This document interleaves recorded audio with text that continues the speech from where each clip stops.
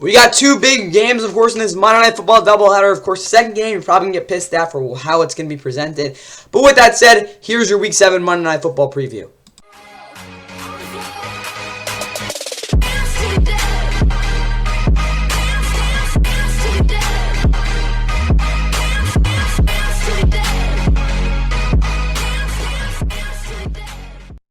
Probably the best Monday Night Football of the year at this point. Of course, two high-octane offenses going at it tonight in what should be a wild showdown.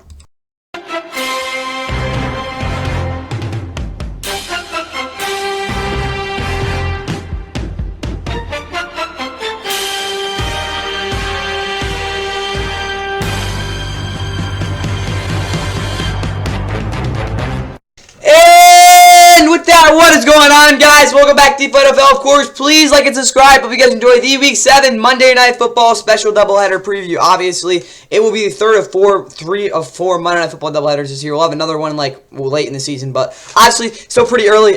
It's getting closer to the halfway point. But either way, obviously, this is the featured Monday Night Football game. Obviously, tonight there's two. We'll get to the second one obviously after this. But again, our big Monday Night Football matchup this week is the Baltimore Ravens, obviously winners of 4 straight. They're the hottest team in the NFL, in my opinion, coming into this one against Tampa Bay Buccaneers squad that also has been playing pretty good football, at least offensively, over the past couple weeks. Obviously, they had a wild win last week in New Orleans. It ended up in a blowout for them, but of course, they got 27 points in the second quarter to the Saints, obviously compounded by those 3 interceptions thrown by Baker Mayfield. Outside that, though, they put up 50 points. They had their best rushing performance, I think you could argue, in like 15 years. That's how good they were in that fast of the game.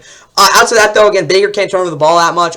Defensively, they weren't bad, in my opinion, obviously, because they kind of shut them down in the second half. In 3 of the 4 quarters, they didn't give them any points. But, again, you look at that game against the Falcons the week before that, they got the ball thrown around the yard. And, I mean, Lamar is going to want to do that in this one. So, they have to be conscientious of that, because if that isn't the case, this Bucs defense will get absolutely torched. And I would not be surprised if they get over 40 points. That's a lot, obviously, but if they're not ready for it, they will get boat raced in that part of the game. Meanwhile, for the Ravens, of course, they're coming off of a win, I guess. I don't know. They played well against the Commanders. Again, that was Commanders' team that offensively was very, very good, but the defense obviously limited them for most of the game. Offensively, of course, they were still really, really good. Derrick Henry had another big game. They've had a lot of crazy finishes, obviously, the past couple of weeks, but again, nonetheless, they're, of course, 4 straight wins. Lamar is probably the favorite for MVP so far this year. Probably not at the same time because he won it last year. But anyway, they're still really good, obviously. And this defense is looking to get even better after, again, a pretty solid week in the office. Obviously, though, the biggest stat coming into this one, Lamar is 21-1 against NFC opponents. He has not lost out. Again, the only time he did lose was on the road against the Giants back in 2022. So, maybe that continues here today, but I expect the Ravens to play pretty well tonight. Obviously, this game will be at 8:15 on ESPN.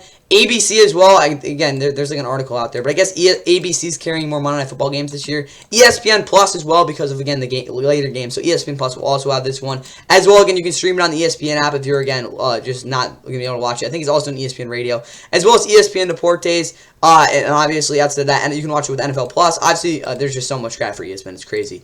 ESPN 2 will have Peyton and Eli as well. So, again, if you don't want to watch Joe Buck talk, well, you can just do that. Of course, the kickoff show starts at 8 o'clock. Countdown starts right now. I guess you can just tune into it. And obviously, there will be a post game to watch all the stupid highlights of this thing. But there you go with that one. Obviously, the last time the two teams played was in primetime, week 8. So very similar, again, time frame. It was on Thursday Night Football. The Ravens, again, were coming off a really bad loss. Again, they won the week before. Whatever. The Ravens are still really inconsistent at the time, but obviously they got their first back-to-back wins of the season. Knocking off a Tom Brady-led Bucs squad. Again, the last time Tom Brady was in the NFL. 27-22 was the final score in that one. Of course, the Ravens were able to win it. Lamar had some pretty good runs. I expect a similar type of game there. Announcing, of course, will be Joe Buck, Troy Aikman, and Laura Rutledge. ESPN 2, obviously, Peyton and Eli. Bill Belichick first half. They'll have some other people in the second half there. ESPN Deportes, Rebecca Landa, Sebastian Martinez Christian, MJ Costa Ruiz. Westwood One had Kevin Harlan, Devin McCourty on there as well. So I don't know if ESPN Radio has it, but I guess Westwood One does. So that doesn't really matter in that case. All right, for the weather in Tampa, though, it's going to be 75 degrees, so it should be pretty nice. 9-mile-per-hour winds, clear skies. Basically as good as you can get for this one. The Ravens starting lineup, outside of again the returner, Deontay Hardy being on IR, they seem to be pretty healthy. Any update on Keaton Mitchell? Because I know there was some stuff there. No, I guess, yeah. Ray's right on schedule. Okay, whatever. Derrick Henry obviously is going to get a lot of carries tonight. Justice Hill is also going to be doing a lot as well. Outside that, of course, Mark Andrews, tight end, come off his best game of the season. No, that was 2 weeks ago. Even his probably his best game of the season last year. Isaiah Likely looking to bounce back after a pretty rough week overall for him. Patrick Carter, of course, fullback. The O-line is completely healthy. Roger Rosengarten is going to get the start this week. That's interesting, of course. He really struggled in preseason, but hey, they're seeing what he can do here. Obviously, Daniel Falele has been a key cog as a run defender this year. Our one blocker, he's been very, very good in that facet. All right, for this defense, obviously the defensive line is completely healthy. Broderick Washington being out is a little bit problematic, but they'll figure stuff out there anyway. Adopt the Owe, Kyle Van Noy, Yannick Ngakoue, they think they just signed, as well as David Ojabo off the edge. Adisa Isaac will probably get a couple pass rushing snaps as well. Both starting linebackers are healthy. In the secondary, outside of Arthur Millett being on IR, they seem to be pretty good to go. Justin Tucker and Jordan Stout, of course, the kicker and punter. And then when we look at Tampa, of course, they have Rashad White questionable, but outside of that, Bucky Irving, of course, and Sean Tucker coming off their career games by far for them so far in their career, obviously. Baker Mayfield, the quarterback. Their two starting receivers obviously are healthy. Jalen McMillan is again their third guy. Looking to have a pretty solid week. Jerry McBride is questionable, as well as Cameron Johnson, their good special teamer, is out. Payne Durham, the backup tight end's out. Keefe, again, just basically a run blocker, like waste of space. He's probably going to get out there a pretty good amount. Keaton, obviously, tight end. O-line is healthy. Sue Opeta, backup, is on IR. For this defense, though, Ernest Brown, who actually I think would be in line to start over Logan Hall this week. Again, just considering, again, the matchup they're going against. But, again, he's on IR, so he's not going to play. Vita Vea is questionable. Of course, his backup's Greg Gaines, who was one of the better backup defensive tackles in the league. Obviously, you've got nose tackles, my bad. Logan Hall, obviously, Kalish Kansey, both off the edge there. Line, again, when you look at the edge rushers, Yaya Diaby, Joe Tryon, and Troy Renke are going to look to have better games. They weren't really that great last week at all. Joe Tryon has actually gotten some pretty good pressure this year, though, so I'll say that. KJ Britt's obviously done a fantastic job so far this year, again, along with the ageless wonder in Levante David. Jamel Dean's out. Tyrek Funderburk. That is a really, really, really good name. I don't know who this dude is, but App State, look out. I think we'll have a pick 6 this week. That's my prediction with that.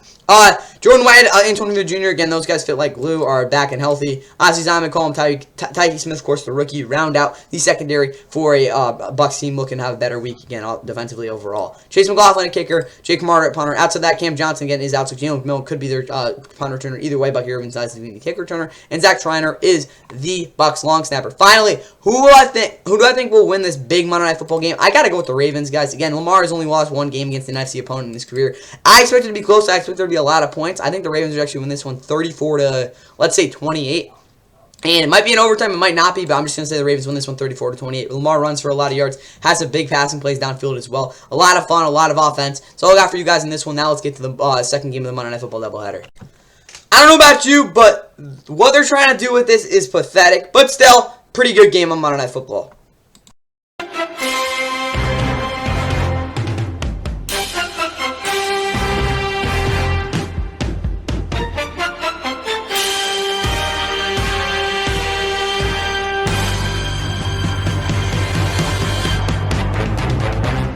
And for what is the latest intended kickoff start time since COVID, of course, when they used to have those Monday Night Football kickoff weekend doubleheader things, it will be a game between the Los Angeles Chargers and Arizona Cardinals, who are both teams that are obviously going to want to look for a big win on this one, obviously capping off the night for Monday Night Football. Of course, the Chargers come into this one, of course, at 3-2, off of a pretty solid win against the Broncos, where their defense that actually is led by Jesse Minter, if I'm not mistaken, is their defensive coordinator.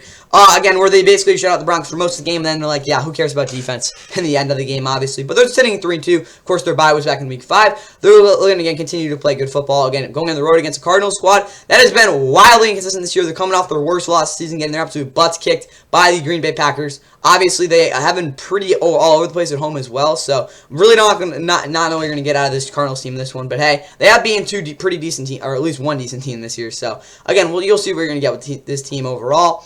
Again, they've thrown the ball 3 times. It's a good storyline to watch out again for the Chargers. But again, the biggest thing with this game, it's going to be at 9 o'clock. The kickoff show, I think, will start at 8:45. So just be conscientious of that if you're a Chargers fan or a Cardinals fan.